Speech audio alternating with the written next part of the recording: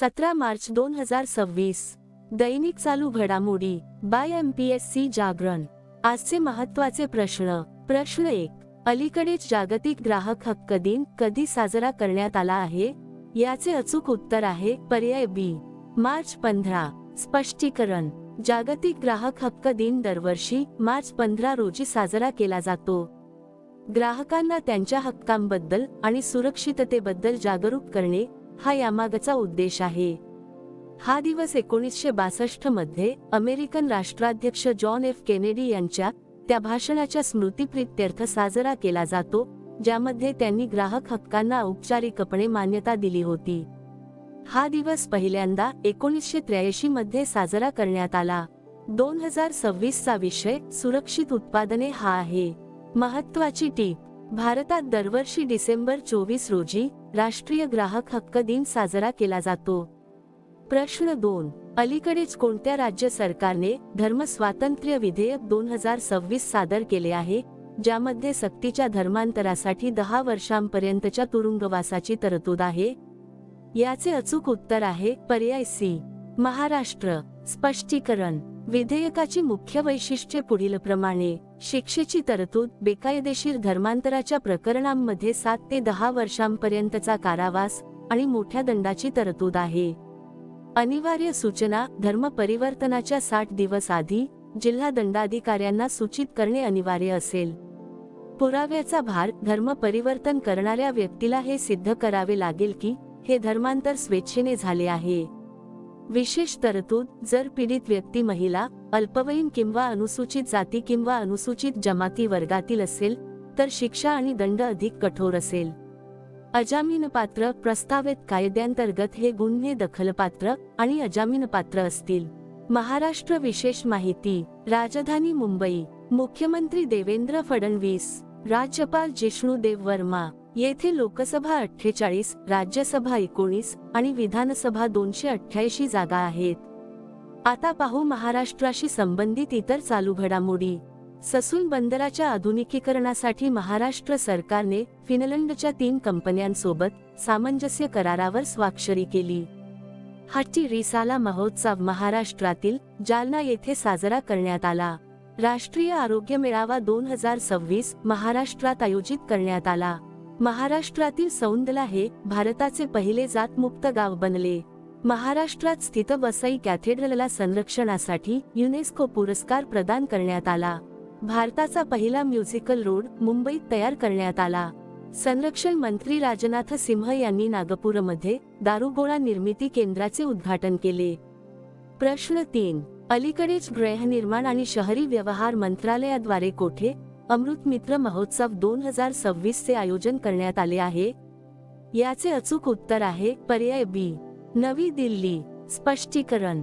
गृहनिर्माण आणि शहरी व्यवहार मंत्रालयाने नवी दिल्लीतील भारत मंडपम येथे अमृत मित्र महोत्सव 2026 चे आयोजन केले.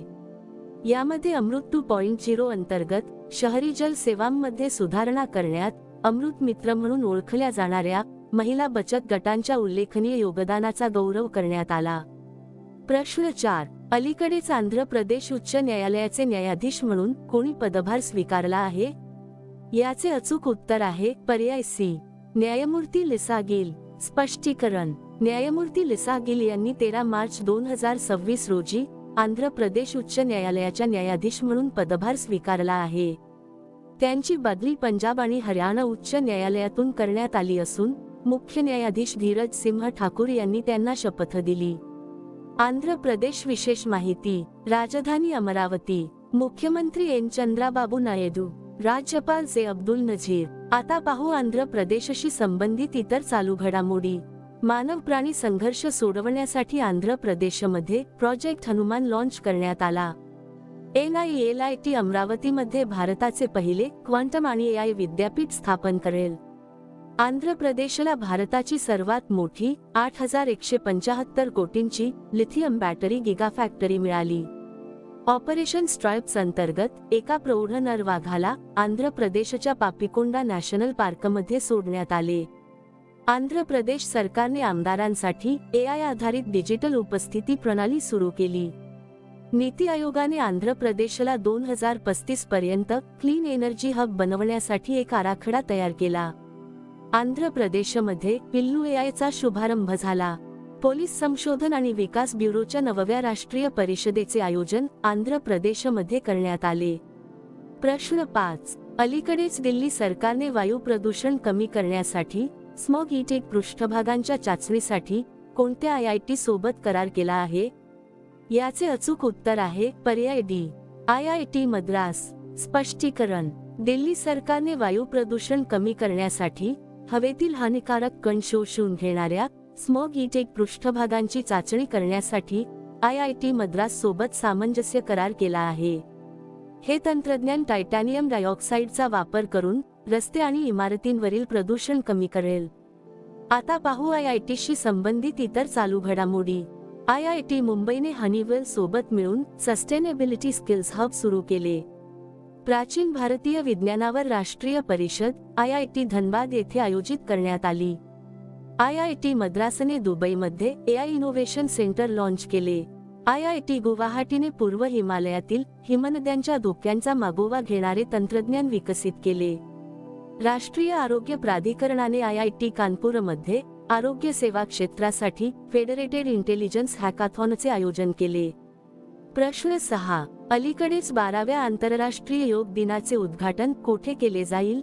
याचे अचूक उत्तर आहे पर्याय बी, नवी दिल्ली. स्पष्टीकरण. 12व्या आंतरराष्ट्रीय योग दिनाच्या म्हणजेच 21 जून 2026 च्या निमित्ताने 100 दिवसांच्या उलटी मोजणीचे उद्घाटन नवी दिल्लीतील विज्ञान भवन येथे केंद्रीय आयुष राज्यमंत्री प्रतापराव जाधव यांच्या हस्ते करण्यात आले. हा कार्यक्रम 13 मार्च 2026 रोजी सुरू झाला, ज्याचा उद्देश योगाला जागतिक स्तरावर प्रोत्साहन देणे हा आहे. प्रश्न 7. अलीकडेच पंचडोल मेलन यात्रा कोठे आयोजित करण्यात आली आहे? याचे अचूक उत्तर आहे पर्याय सी, ओडिशा. स्पष्टीकरण. ओडिशाच्या पुरी जिल्ह्यातील चिल्का लेकच्या काठावर असलेल्या मालूद गावात आयोजित पंचडोल मेलन यात्रा हा एक ऐतिहासिक आणि आध्यात्मिक उत्सव आहे. फाल्गुन शुक्ल पक्षात आयोजित या 3 दिवसीय उत्सवात 24 गावांतील देवता पालखीत बसून जलमार्गाने एकत्र येतात. ही परंपरा सुमारे 150 ते 270 वर्षांपासून सुरू असून होळीनंतर राधा कृष्ण आणि शिव यांच्या मिलनाचे हे प्रतीक मानले जाते. ओडिशा विशेष माहिती. राजधानी भुवनेश्वर. मुख्यमंत्री मोहन चरण मांझी. राज्यपाल डॉक्टर हरी बाबू कंभमपती. येथे लोकसभा 21, राज्यसभा 10 आणि विधानसभा 147 जागा आहेत. आता पाहू ओडिशाशी संबंधित इतर चालू घडामोडी. ओडिशाने उच्च शिक्षण संस्थांसाठी उन्हाळ्यापूर्वी हीटवेव्ह मॅनेजमेंट SOP जारी केली. शालेय शिक्षण आणि साक्षरता विभागाने भुवनेश्वरमध्ये UDIS+ वर राष्ट्रीय परिषदेचे यजमानपद भूषवले. RBIने देशातील दुसरे सुरक्षित डेटा सेंटर भुवनेश्वरमध्ये लॉन्च केले. भारताची पहिली RT ड्रोन प्रणाली वापरणारे दक्षिण भारतातील पहिले बंदर VO चिदंबरनार पोर्ट बनले आहे. पारादीप पोर्टला स्वच्छता पखवाडा 2025 मध्ये वर्षातील सर्वात स्वच्छ बंदर म्हणून निवडले गेले. DRDOने ओडिशामध्ये सॉलिड फ्युएल डक्टेड रॅमजेट तंत्रज्ञानाचे यशस्वी प्रदर्शन केले. प्रसिद्ध राजाराणी संगीत महोत्सवाचे आयोजन भुवनेश्वरमध्ये झाले. प्रश्न 8. अलीकडेच कोणाला प्रतिष्ठित MP बिर्ला स्मारक पुरस्काराने सन्मानित करण्यात आले आहे? याचे अचूक उत्तर आहे पर्याय सी, यशवंत गुप्ता. स्पष्टीकरण. प्रख्यात भारतीय खगोल भौतिकशास्त्रज्ञ यशवंत गुप्ता यांना प्रतिष्ठित MP बिर्ला स्मारक पुरस्काराने सन्मानित करण्यात आले आहे. रेडिओ खगोलशास्त्र क्षेत्रातील त्यांच्या महत्त्वपूर्ण योगदानाबद्दल कोलकाता येथील MP बिर्ला तारांगणात त्यांना हा सन्मान प्रदान करण्यात आला. आता पाहू इतर महत्त्वाचे पुरस्कार. प्रतिष्ठित NTR राष्ट्रीय चित्रपट पुरस्कार चिरंजीवी यांना प्रदान करण्यात आला. भारतीय चित्रपटसृष्टीतील योगदानाबद्दल Meta lifetime achievement award 2026 Amol Palekar यांना प्रदान करण्यात आला. शिकागो ॲल्युमनाई अवॉर्ड जिंकणारे पहिले भारतीय अर्थशास्त्रज्ञ कृष्णमूर्ती व्यंकट सुब्रमण्यम बनले आहेत. लंडनमध्ये प्रतिष्ठित इंडिया UK अचीव्हर्स अवॉर्ड 2026 ने भारतीय केंद्रीय मंत्री जयंत चौधरी यांना सन्मानित करण्यात आले. लंडनमध्ये रॉयल जिओग्राफिकल सोसायटीद्वारे दिला जाणारा प्रतिष्ठित संवर्धन पुरस्कार जिंकणारी पहिली भारतीय व्यक्ती कृती के करंथ ठरली आहे. प्रश्न 9. अलीकडेच जुलै 2026 मध्ये अल्टिमेट टेबल टेनिसच्या 7व्या हंगामाचे यजमानपद कोण भूषवेल? याचे अचूक उत्तर आहे पर्याय बी, गोवा. स्पष्टीकरण. अल्टिमेट टेबल टेनिसचा 7वा हंगाम जुलै 2026 मध्ये गोव्यात आयोजित केला जाणार आहे. यामध्ये जागतिक तारे आणि भारतातील सर्वोत्तम खेळाडू श्यामा प्रसाद मुखर्जी इंडोर स्टेडियम मध्ये सहभागी होतील. गोवा विशेष माहिती. राजधानी पणजी. मुख्यमंत्री प्रमोद सावंत. राज्यपाल पुष्पती अशोक गजपती राजू. येथे लोकसभा 2, राज्यसभा 1 आणि विधानसभा 40 जागा आहेत. आता पाहू गोव्याशी संबंधित इतर चालू घडामोडी. कुशावती हा गोव्याचा 3रा जिल्हा बनला आहे. गोव्याच्या मुख्यमंत्र्यांच्या हस्ते हिस्ट्री दॅट इंडिया इग्नोर या पुस्तकाच्या नवीन आवृत्तीचे प्रकाशन करण्यात आले.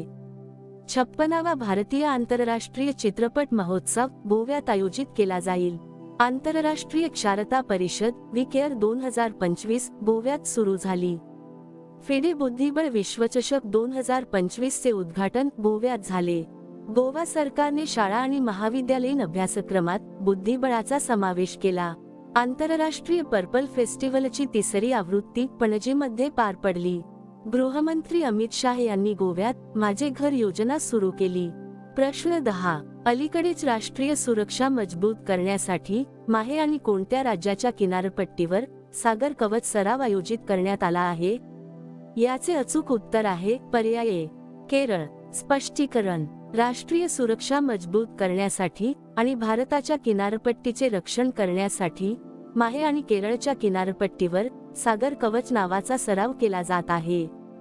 या सरावाचा उद्देश किनारपट्टी भागात विध्वंसक आणि बेकायदेशीर हालचालींना आळा घालणे हा आहे.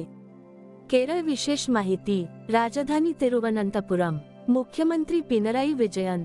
राज्यपाल राजेंद्र आर्लेकर. येथे लोकसभा 20, राज्यसभा 9 आणि विधानसभा 140 जागा आहेत. आता पाहू केरळशी संबंधित इतर चालू घडामोडी. महिलांच्या रात्रीच्या सुरक्षिततेसाठी निर्भया निशा उपक्रम केरळमध्ये सुरू केला जाईल. अट्टुकल पोंगल सण केरळमध्ये साजरा करण्यात आला.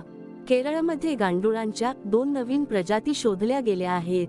भरती ओहोटीमुळे येणाऱ्या पुराला राज्यविशिष्ट आपत्ती घोषित करणारे केरळ हे पहिले राज्य बनले आहे. संशोधकांनी टेट्राटेनियम पायकाडे नावाच्या नवीन वनस्पतीच्या प्रजातीचा शोध केरळमध्ये लावला. केरळने भारताच्या पहिल्या सर्वसमावेशक राज्य शहरी धोरणाला मंजुरी दिली. प्रश्न 11. अलीकडेच पॉली उमरीगर पुरस्कार 2026 ने कोणाला सन्मानित करण्यात आले आहे? याचे अचूक उत्तर आहे पर्याय सी, शुभमन गिल. स्पष्टीकरण. 15 मार्च 2026 रोजी नवी दिल्ली येथे आयोजित बीसीसीआय नमन अवॉर्ड्स 2026 मध्ये भारतीय संघाचा स्टार फलंदाज शुभमन गिल याला 2024-25 हंगामासाठी सर्वोत्कृष्ट आंतरराष्ट्रीय क्रिकेटपटू पुरुष हा प्रतिष्ठित पॉली उमरीगर पुरस्कार देण्यात आला आहे. गिलचा हा दुसरा क्रिकेटर ऑफ द इयर सन्मान आहे. तसेच स्मृती मंधाना हिला सर्वोत्कृष्ट महिला आंतरराष्ट्रीय क्रिकेटपटू म्हणून निवडण्यात आले. प्रश्न 12. अलीकडेच NHAI ने कोणाच्या सहकार्याने पहिला national highway green cover index launch केला आहे? याचे अचूक उत्तर आहे पर्याय बी, इस्रो. स्पष्टीकरण. अलीकडेच NHAI ने इस्रोच्या नॅशनल रिमोट सेन्सिंग सेंटरच्या सहकार्याने पहिला national highway green cover index 2025-26 launch केला आहे. सॅटेलाइट डेटाचा वापर करून राष्ट्रीय महामार्गाच्या कडेला असलेल्या वृक्षारोपणाचे शास्त्रीय मूल्यांकन करणे हा या उपक्रमाचा उद्देश आहे. इस्रो बद्दल माहिती. स्थापना 15 ऑगस्ट 1969. मुख्यालय बेंगळुरू. अध्यक्ष व्ही नारायण हे 11वे अध्यक्ष आहेत. आता मागील व्हिडिओतील प्रश्न. अलीकडेच भारताचा दुसरा पूर्ण साक्षर केंद्रशासित प्रदेश कोणता बनला आहे? याचे अचूक उत्तर आहे चंदीगड. आता पाहू अत्यंत महत्त्वाचे उजळणी प्रश्न. ICC T20 वर्ल्ड कप 2026 भारताने जिंकला आहे. भारतात पहिल्यांदाच निष्क्रिय इच्छामरणला मंजुरी देण्यात आली. गुंज 2026 युवा महोत्सव जम्मू काश्मीरमध्ये आयोजित करण्यात आला. इंडियन ऑर्किड फेस्टिवल 2026 सिक्कीममध्ये आयोजित करण्यात आला. पंतप्रधान मोदींनी अपघातग्रस्तांसाठी पीएम राहत योजनेची घोषणा केली. इंटरऑपरेबल क्रिमिनल जस्टिस सिस्टम लागू करण्यात उत्तराखंडने प्रथम स्थान पटकावले आहे. 16 वर्षांखालील मुलांसाठी सोशल मीडियावर बंदी घालणारा स्पेन हा पहिला युरोपीय देश ठरला आहे. जम्मू काश्मीरने 67 वर्षात पहिल्यांदाच रणजी ट्रॉफीचे जेतेपद पटकावले. भारत चीनला मागे टाकून अमेरिकेतील सुती उत्पादनांचा सर्वात मोठा निर्यातदार बनला आहे. इराणने फिफा वर्ल्ड कप 2026 मध्ये खेळण्यास नकार दिला.